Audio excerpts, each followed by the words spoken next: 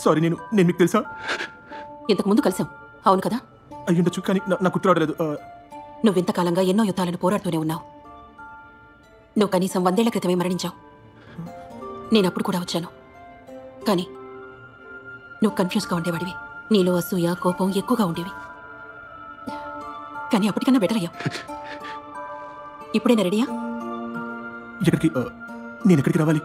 నేను ఇండియాలో ఉన్నప్పుడు అక్కడ వాళ్ళు పునర్జన్మ గురించి మాట్లాడేవాళ్ళు. ఓ పద్యం చదివా, అది కిప్లింగ్ది. వాళ్ళు వాళ్ళు వాళ్ళు తిరిగి వస్తారు, మళ్ళీ మళ్ళీ వస్తారు. ఈ భూమిపైన జీవితం ఉండే వరకు. అతను ఒక ఆకుని కానీ చెట్టుని కానీ వృధా చేయలేదు. ఆత్మలతో అతను ఆటాడుకుంటాడా? అవును, నేను అదే చెప్పాలనుకున్నాను. అలాగే నాకు కూడా జరుగుతుందా?